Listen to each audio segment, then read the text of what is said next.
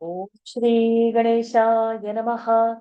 Om Shri Saraswatyai Namaha. Om Shri Gurubhyo Namaha. Samasta Jana Kalyane Niratam Karunamayam Namami Chinmayam Devam Sadgurum Brahmavidvaram Sadgurum Brahmavidvaram Yoantav Pravishya Mama Vacham Imam Prasuptam Sanjeevayatyakhila Shakti Dharasvadhamna अन्यांशहस्तचरणश्रवणत्वगादि प्राणान्नमो भगवते पुरुषाय तुभ्यम् प्राणान्नमो भगवते पुरुषाय तुभ्यम् समचरणसरोजम् सान्द्रनीलाम्बुदाभम् जघननिहितपाणिम् मण्डनम् मण्डनानाम् तरुणतुलसीमालाम् कन्धरम् कञ्जनेत्रम् सदयधवलहासं विठ्ठलं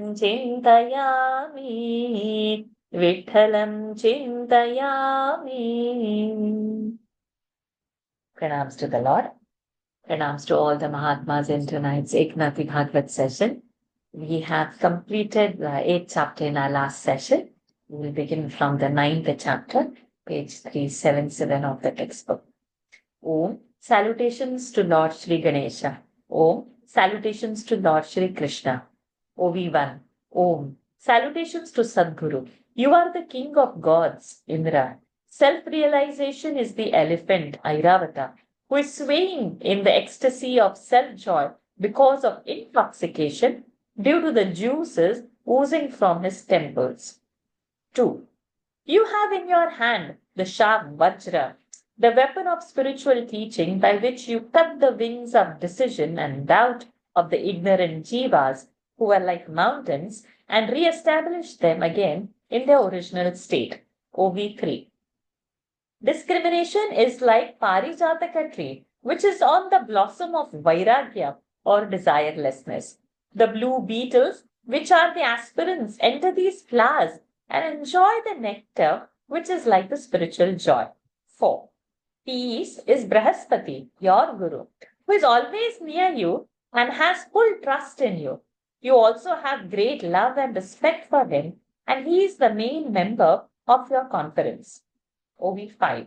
There are flocks of Kamadhenu's cows, which are embodiments on your grace. There are calves of faith, brave, by which sound there is milk flowing from their udders, which is sufficiently to feed the devotees of God. 6.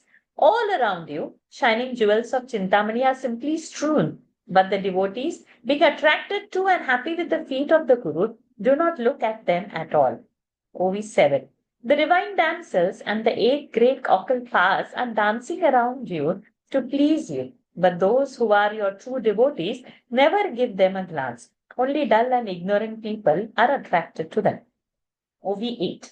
Your throne indicates that you look at everything with equal gaze. On that throne there is soft bed of Satchit Ananda, and you are seated there most comfortably. OV9. Persons following the path of ritualistic sacrifices follow the mantra of Soham in order to reach your status. OV10.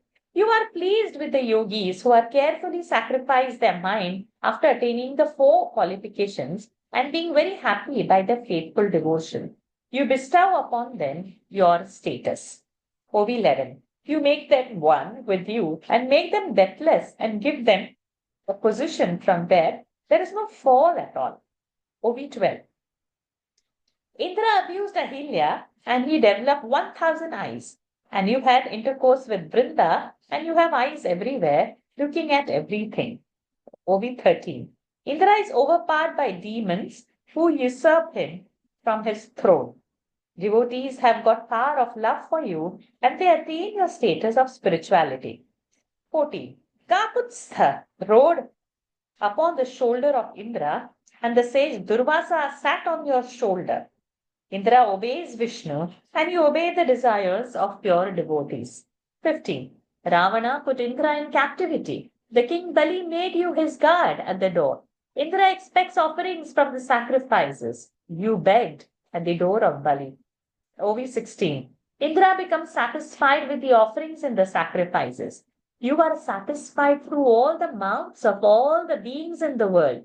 O Guru Raj, you are the very embodiment of compassion and sovereign king of gods. 17. If I try to praise you, words cannot enter your domain because you are the origin of words and language. Really, it is you who are talking by my mouth. OV 18. I, Eka, has become one with Janardana, and therefore Janardana is the real speaker. He enters my mouth and my words and is causing this book to be written. 19. Here the sense of pride is completely destroyed as I-ness is gone. Now only you are remaining as the poet writing this book. The name Eknath is put in this poetry by you only. Eknath has unbroken unity with Janardana. 20. Earlier, by the grace of the feet of the Guru, I have described the qualities of various things and beings in the world, which Avadhuta told to King Yadu as the sources of his learning. 21. At the end of 8th chapter, there is the story how the prostitute Pingala, when alone, began to repent about her miserable occupation, attained the state of desirelessness. OB 22. There is more and more self-bliss as we drop our possessions and attachments. That is the essence which Avadhut, the Brahmin, told to the king. Brahmana vacha parigraho hi dukkhaya yadyat priyatam nrinam anantam sukhamapnoti tad vidvan yastva kinchanaha. Meaning of the verse. The Brahmin said, the possession of the things which are dear to people is the cause of sorrow, and only one who is without any possession is intelligent and becomes really happy. 23. The Brahmin said to the king, one who has many possessions is subjected to anxiety and unhappiness because of worry and care. 24. The patient was dead only because of his entanglement with the family which he possessed. Those who are alone and yet start collecting things are also miserable. 25. If a man is attached to his dwelling place, he becomes acutely occupied with stones and earth. Even for saving a small stick, he may go to the length of snapping all relations and indulging in fights. 26. See how even the so-called ascetic people fall in the rut of attachment if they proudly become caught by the possessions. Their disciples bind them down. They develop a craze of great books of science and philosophy and are possessed by the idea, the ambition of building a monastery, mutt, etc. 27.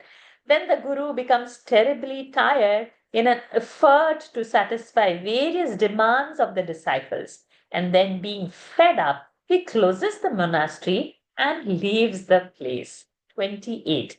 When a certain person having some powers has a desire to found his own ashram, a monastery, he has to fall and collect many disciples around him.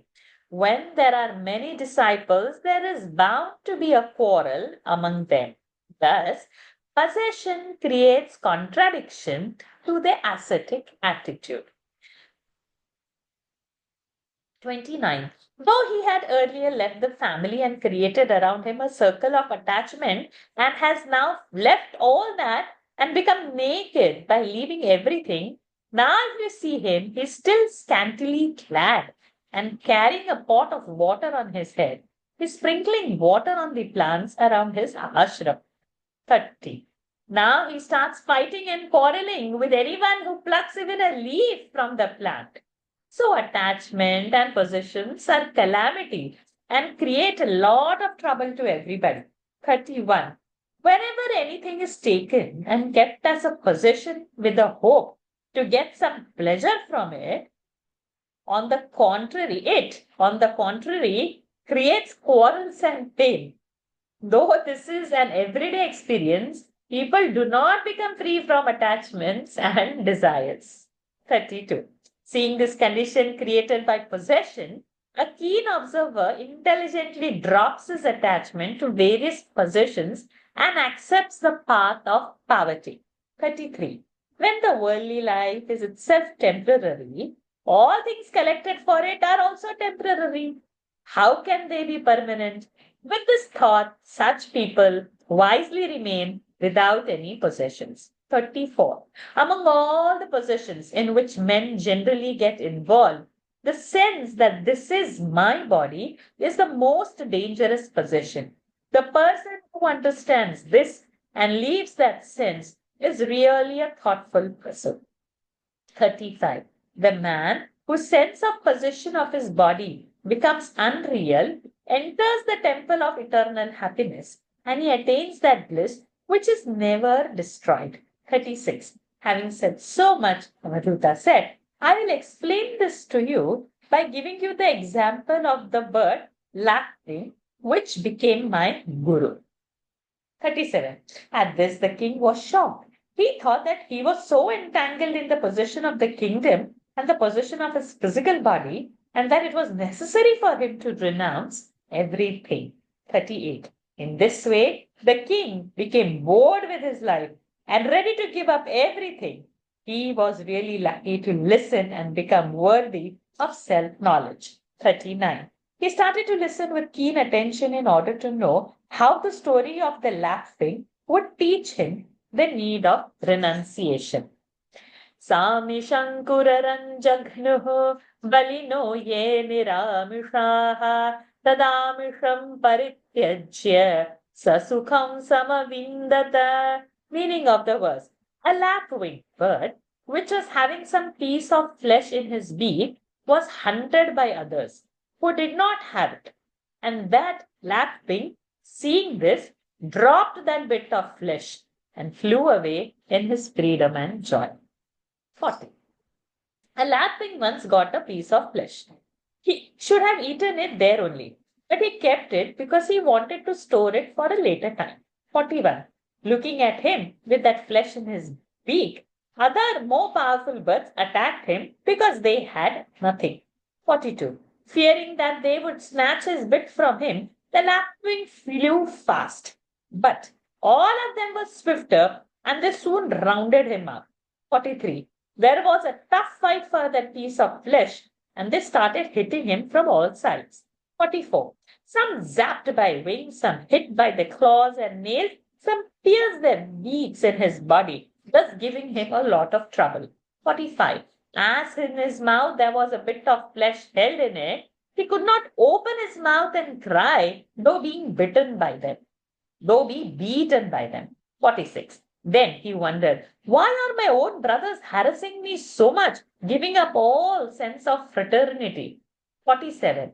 This bit of flesh must be the cause of all this fight. Thinking like this, he dropped that bit and flew freely away from that root cause of conflict. 48. Then the whole group of birds ran to the place where that piece of flesh had fallen, and there was a fierce pulling and pushing among them, while some poked others by beaks, or others hit others by wings and claws. 49. The lapwing was now sitting quietly at a safe perch and saw the fight with detached enjoyment. He understood the danger of possessions and happiness in having nothing. 50. O king, what are possessions? Houses with story, palaces, bungalows, money, grain, clothes, jewels, materials, costly articles, wife, children. All these are the possessions. 51. The root cause of gathering these things is the sense of our body as our possession, or I am the body. That sense is made powerful by pride, which means that pride is the cause of all the trouble. 52. When the pride is dropped, the bud of worldly life is nipped. When we cut the roots, the tree collapses. This is the example of that tree. 53. Concept that one is his physical body engenders the egoistic pride, and that concept itself becomes strong by our attachment. These two are the home of possession. 54. These two are always together and help each other. So, one becomes happy when one drops these two. Wise, the concept that I am body only and the sense of attachment. 55. If you wish to know the basic need of renouncing the possessions, one needs to first to give up one's pride. It will be useless effort if you keep our ego strong and try to give up possessiveness. 56. If everything, including the sense of pride, is dropped, then only the real happiness will be at your every step. Really, that is not possible to be described. Words go back by becoming shy. 57. Okay, if you want to know how one should act without pride, I will give you the example of how a child behaves and is thus my guru. I think we can stop over here to continue on Thursday. Such beautiful verse. He started so well for the words for the guru and that connect. So that surrender was very mesmerizing. And then this flow of story of the possession and this example of how our own, with that ignorance, with the pride. So the root cause, how he came to that point and said the Vedanta, it was just a simplified thing that I am ignorant, I am proud, I am my body. And this is all, whatever I'm doing is for this body, right? So whether it's name, fame, house, car, marriage, children, everything is me and my extensions of my ego or my I-ness. And then beautifully he cuts it down with this, that when the flesh is dropped, everybody is gone behind that. Nobody is attached on us. So love today's verses. If you have any thoughts, please share. Nikhilaju, Srihaguchi. I like the second verse, Shashi. Not second, sorry, 16. Indra becomes satisfied. Yeah, it says that the name takes, if you take the name of the God, then everything vanishes. You are satisfied through all the mouths of all beings in the world. Beautiful. Yes. Any other thoughts? Movie 30 also, Lux. So the attachments to the possessions are a calamity and create lot of trouble to everyone. So actually that 16th verse is like that Nama Japa itself is enough to peace him and become one with him. Yes, absolutely.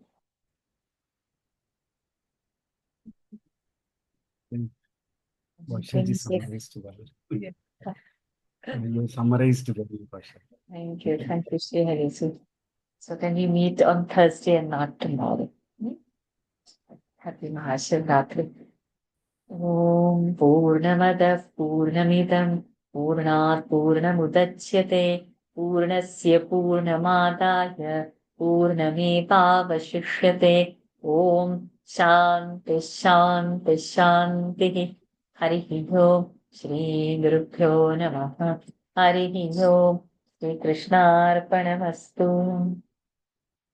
Hari Om. Thank you for joining. Happy Shivaratri, Bhasha. Thank you. Vani shared a new link for Daily Gita. Yes, I Shashi. saw So that. it's Thank God. So that was very good. Otherwise, it was getting delayed. No? That's the best way. Okay. Thank you. Hari Om. Hari Om.